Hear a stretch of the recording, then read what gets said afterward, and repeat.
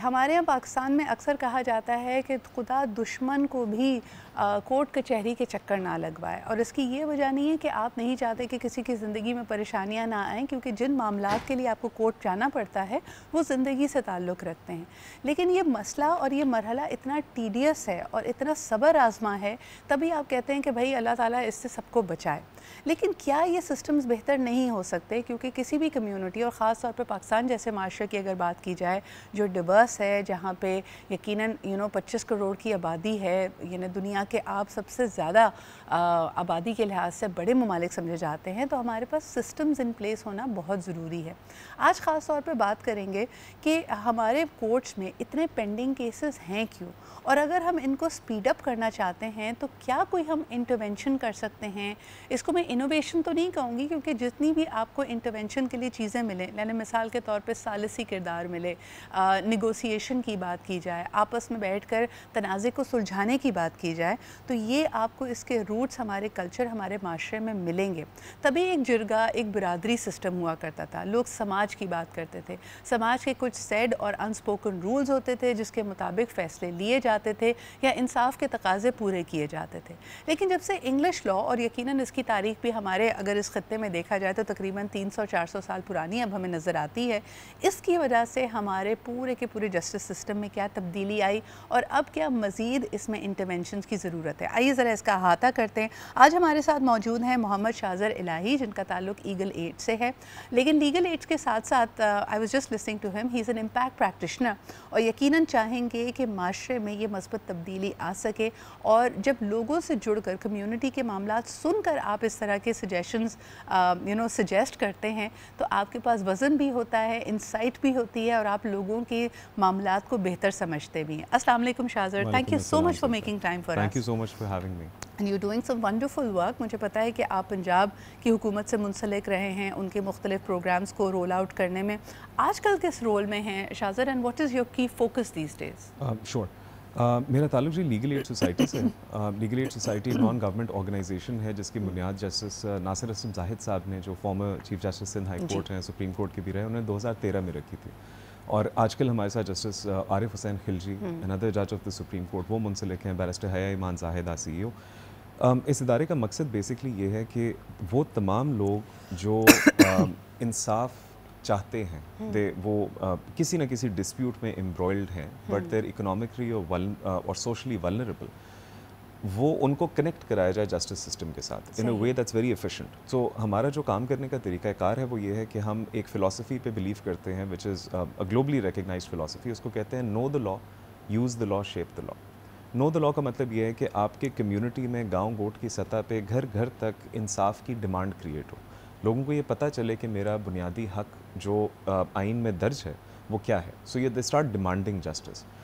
ये हम करते हैं अपने, एक बहुत बड़ी हमारी एक टीम है that works across 8 districts of Sindh के 8 अजला में। हम गांव-गांव तक जाके डिफरेंट थीमेटिक एरियाज़ पे ये कम्युनिटी अवेयरनेस करते हैं, जिसमें रिलीजियस माइनॉरिटीज़ शामिल हैं, gender based violence, women's right to inheritance and marital property, child marriages, child rights etcetera, and more importantly alternative dispute resolution. Use the law में we have a team of around 100 lawyers, 100 वकला हैं जो हमारे payroll पे हैं, and there are champions जो उस community से फिर जो निकले हुए तनाज़ात आते हैं, हमारे पास जो लोग आते हैं जिनके मसले होते हैं, उनको free of cost end to end legal aid हम प्रोवाइड करते हैं, कोर्ट में उनको रिप्रेजेंट करते हैं। तो अब तक तकरीबन 30 से 35 हज़ार लोगों को पिछले 10 सालों में हम रिप्रेजेंट कर चुके हैं। फाइनली है शेप द लॉ, कि जो आपका करंट सिस्टम है इसमें क्या इम्प्रूवमेंट लाई जा सकती है। तो क्या एक ऐसा कानून है जिसको ड्राफ्ट करना चाहिए, उसकी एडवोकेसी करना, गवर्नमेंट्स को पॉलिसी बना के देना। So just to give you an example, gender based violence को सिंध की गवर्नमेंट ने बहुत प्रायोरिटी दी। 2018 में 19 में we worked very closely with the law minister Murtaza Wahab, उस वक्त जो थे लॉ एडवाइज़र, और उनके साथ मिलके हमने पहले ये स्टडी करने की कोशिश की कि जेंडर बेस्ड वायलेंस होता क्यों है, why does it take so much time, इतना एक रेप के केस में कन्विक्शन इतनी कम और टाइम इतना ज़्यादा क्यों है। उसके बाद हमने एक सेक्सुअल वायलेंस रिस्पांस फ्रेमवर्क बनाया जो हमने गवर्नमेंट ऑफ सिंध सतह पे उसको पेश किया।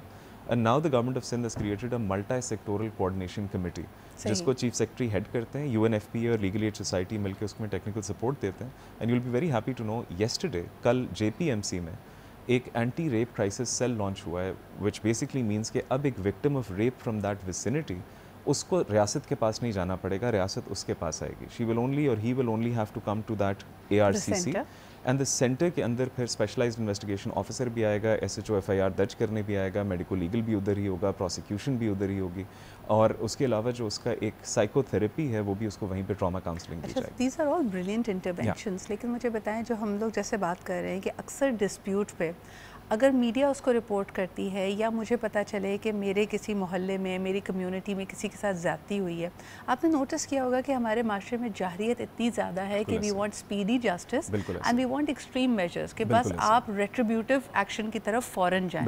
और लोगों की फ्रस्ट्रेशन भी यही होती है कि थोड़े दिनों के बाद, जैसे केस एक तो लंबा चलता है, फिर जब सालिसी, जिसके ऊपर आज आप बात करने आए हो शाजिर, जब ये एलिमेंट आता है तो यूजुअली जिसको हमारी ज़बान में कहा जाता है मुकमुका हो जाता है। बिल्कुल ऐसे।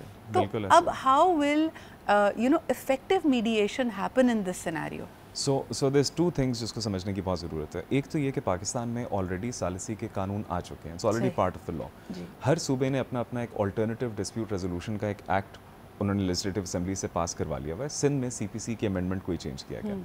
इन तमाम कवानीन के मुताबिक नॉन कंपाउंडेबल क्रिमिनल केसेस और कॉन्स्टिट्यूशनल केसेस मीडिएशन में नहीं जा सकते। So if it's a matter of rape, the state has to be involved. आप उसमें मुकमुका नहीं कर सकते। बिल्कुल सही। कॉन्स्टिट्यूशनल प्रॉब्लम है, जजेस की wisdom is important. Now for everything else, चाहे वो कोई टैक्स का डिस्प्यूट हो जिस पे अब हम ट्राई कर रहे हैं रेगुलेटरी रिफॉर्म्स हो, बट मोर इम्पॉर्टेंटली देखें, आपकी इस वक्त मैं आपको थोड़ा सा सिदरा करंट अगर सिनेरियो एक्सप्लेन करूँ, जजेस पे या जुडिशरी पे क्रिटिक करना is very easy, you know, and आजकल हो भी, you know, it's one of the favourite things to do, but you need to understand where they coming from as well. इस वक्त पूरे मुल्क में 22 लाख केसेस पेंडिंग है। The total strength of the judiciary, the sanctioned strength is 4000 जजेस right now in Pakistan. इस वक्त पाकिस्तान की तमाम कचहरियों में, अदालतों में, right up to the honourable chief justice, the total number of जजेस इज़ 3400। इन 3400 जजेस ने पिछले साल, ये मंसूर अली शाह साहब की एक स्पीच थी अभी at the Asma Jahangir conference, just last year 3400 जजेस ने 1.6 मिलियन 16 लाख केसेस का फैसला किया है। उसके बावजूद हमारी अदालत में पुराने केसेस की पेंडेंसी है। एक जज के लिए इट इज़ ह्यूमनली इम्पॉसिबल कि वो एक दिन में 50 या 60 से ज़्यादा के केसेस देखे, एक मतलब अपने फैसला करना। बट इस वक्त ऑन एवरेज आपके अर्बन सेंटर्स में एक सिविल जज की भी जो कॉज लिस्ट है वो तकरीबन 100 की होती है। The system is choking, but इसका सोल्यूशन है। I'll give you an international example, right? Alternative dispute resolution and particularly mediation, जिसको हम सालसी कहते हैं, ये दुनिया में सब जगह कामयाब हुआ है जहाँ पे इसको अडॉप्ट किया गया। टर्की में मीडिएशन का जो लॉ था वो 2012 में आया। आज तुर्की में 5 million cases have been referred out of courts to mediation, जिसमें से 70% हैव बीन रिजॉल्व्ड। अच्छा, ये फैसला कि इसको मीडिएशन में जाना है, ये भी कोर्ट करती है या जो मुद्दई होते हैं वो करते हैं? दोनों। इस तरह से होता है। मैं आपको इस्लामाबाद की अगर एग्जांपल दूं, वैसे तो हमारे तमाम लॉज के अंदर दोनों सिनारियोज हैं। लेट्स से कि आपका और मेरा एक डिस्प्यूट है और अभी हम दोनों में से कोई भी कोर्ट नहीं गया। जो आइडियल सिचुएशन है वो ये है कि आप और मैं पहले मीडिएशन में जाएं और उसके बाद वहाँ पे अपनी तकाज़े पूरे करें और उसके बाद अगर आपका फैसला नहीं होता, then the doors of the court, दरवाजे कोर्ट के हमेशा खुले हुए हैं। A party can go into mediation before the court, और अगर आपका केस पेंडिंग है कोर्ट में, इस वक्त ज़ेर अल्तवा है, तो आप जज को, दोनों पार्टीज़ अगर मीडिएशन में जाना चाहती हैं, उनको रिक्वेस्ट कर सकती हैं through an application through your lawyers कि जी इस प्रोविंशियल एक्ट के तहत मेरा केस मीडिएशन में भेजा जाए। अब Islamabad has gone one step forward. Justice Mian Gul Hassan, accredited mediator, justice Sardar Ejaz साहब, accredited mediator, justice Mansoor Ali Shah, by the way, an internationally accredited mediator। बहुत कम लोगों को पता है कि अब जजेस का रुझान मीडिएशन की तरफ ज़्यादा है।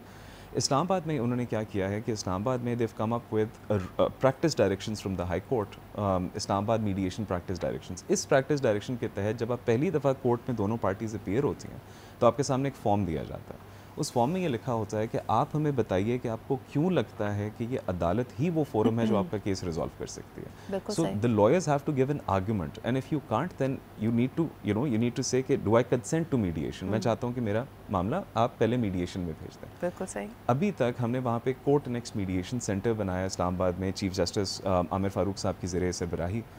अभी तक पिछले 4 महीनों में हमें 118 केसेस डिस्ट्रिक्ट कोर्ट्स ने इस तरह रेफर किए हैं। ओके, नाउ माय की क्वेश्चन वुड बी कि अगर दोनों जो हरीफ हैं वो हम पल्ला हैं तब तो समझ आती है कि मीडिएशन हो। एक जो इसमें इनहेरेंट लोगों का एक सवाल आता है कि अगर आपको कोर्ट ने भी कह दिया या आप खुद भी चाहते हैं कि आउट ऑफ कोर्ट सेटलमेंट हो, लेकिन आपके पास लेवल प्लेइंग ग्राउंड नहीं है, जिनके साथ आपका डिस्प्यूट है वो बहुत असर व रसूख वाले हैं। अभी तो आप बात कर रहे हैं ना कि क्यों कोर्ट में लेके जाया जाए, अगर कोर्ट में सिर्फ इसलिए लेके जाया जाएगा because it will give a level playing field, क्या तब भी मीडिएशन एक ऑप्शन है शाज़र? तब मीडिएशन ज़्यादा बेहतर ऑप्शन है। Really? I will tell you why.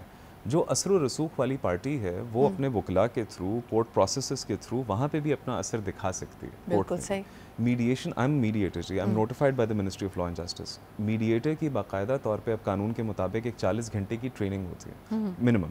उस 40 घंटे की ट्रेनिंग में हमें one of the core components जो सिखाया जाता है वो ये है कि पावर इम्बैलेंसेस को कैसे बैलेंस करना है। हैदराबाद में हमारी ही मीडिएशन सेंटर के पास एक केस आया जिसमें one of Hyderabad largest property developers versus a very poor window. इस केस को अदालत में, वो बेसिकली केस को जिस तरह से था कि she had invested some of money, 50 lakh रुपए उसने प्रॉपर्टी में इन्वेस्ट किए, 3 बेड का उसको एक अपार्टमेंट मिलना था, वो नहीं मिला, कोर्ट चली गई, कोर्ट ने हमारे पास भेज दिया। एक दिन में 5 आवर्स में एक सेटलमेंट जो है हमारे मीडिएटर ने वहाँ पे कर लिया। मीडिएशन में पावर इम्बैलेंसेस को बैलेंस किया जाता है because the parties are actually the ones resolving the disputes. मैंने मीडिएशन में फैसला नहीं करना, मैंने सिर्फ दोनों पार्टीज़ को एक राह दिखानी है, उनके कॉमन पॉइंट्स को टेबल पे लाना है एंड देन उन्होंने अल्टीमेटली फैसला करना है। दे आर द वंस जिन्होंने राजीनामा ड्राफ्ट करना है। और फिर राजीनामा ऑनर किलिंग्स, अभी आपने यहाँ पे सेक्सुअल असॉल्ट्स की बात की, समझ में आता है ऑनर किलिंग में usually the person who has committed the crime is also a family member, तब क्या होता है? In our, at least in our center, at least with our work, we do not encourage mediation in honor killings at all. The law also does not provide for mediation in honor killing matters. अगर of course murder is a compoundable offence, parties राज़ी हो जाएं तो हो जाएं, लेकिन उसके जो अराउंड एक सिस्टम बनना है वो बहुत कॉम्प्लिकेटेड है। उसमें प्रोसिक्यूशन की भी इन्वॉल्वमेंट है, उसमें कोर्ट की भी इन्वॉल्वमेंट है, because a crime has not just been committed against an individual. ये जो क्राइम है या जो जुर्म है ये रियासत के खिलाफ भी है। But perhaps it could be an excellent thing जब हम बाकी अगर ऑफेंसेस की बात करें जिसके अंदर प्रॉपर्टी रिलेटेड मामला आते हैं, इन्वेस्टमेंट रिलेटेड मामला आते हैं, इनहेरिटेंस रिलेटेड मामला आते हैं, वहाँ पे mediation can play a very important. देखिए इस वक्त आपकी अदालत में मेजॉरिटी केसेस पेंडिंग किस चीज़ के हैं जो इसको चोक कर रही है? Family matters, service matters, specific performance के मैटर्स, रिकवरी ऑफ मनी, पैसे दिए वापस नहीं किए, आपके सिविल डिस्प्यूट्स, लैंड कब्ज़ा।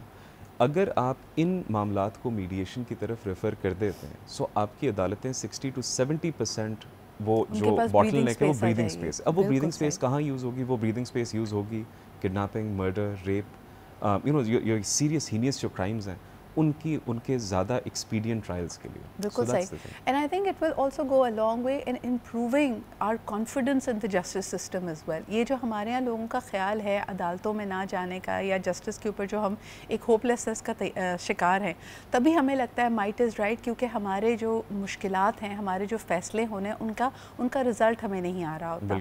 हमें ये पता है कि कोई अगर हमारे साथ अनफॉर्चुनेटली कंपाउंडेबल ऑफेंस हो जाए तो उसके लिए अगर मैं अदालत का दरवाज़ा खटखटाऊँगा then I be one of the many. यानी 22 लाख का तो आपने जिक्र किया, 22 लाख केसेस में होंगे, कब बारी आती है, कब देखा जाएगा। Mediation can be the way forward, और ये हमारा दीन भी हमें कहता है।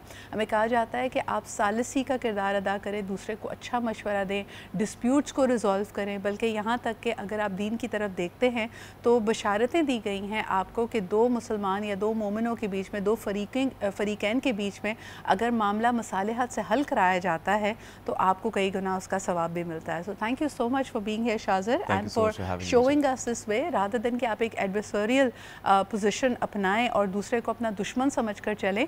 हर मामले का हल बातचीत से निकल सकता है, सालिसी से निकल सकता है। That's exactly what legal aid is also pushing for। अगर आपकी कोई particular चीज़ है जिसके ऊपर आप चाहते हैं कि आपकी मदद की जाए, आपको बताया जाए कि कानून किस तरह आपके लिए एक राह निकाल सकता है, तो आप लीगल एड से कॉन्टैक्ट कर सकते हैं। बहुत शुक्रिया आपकी आमद का।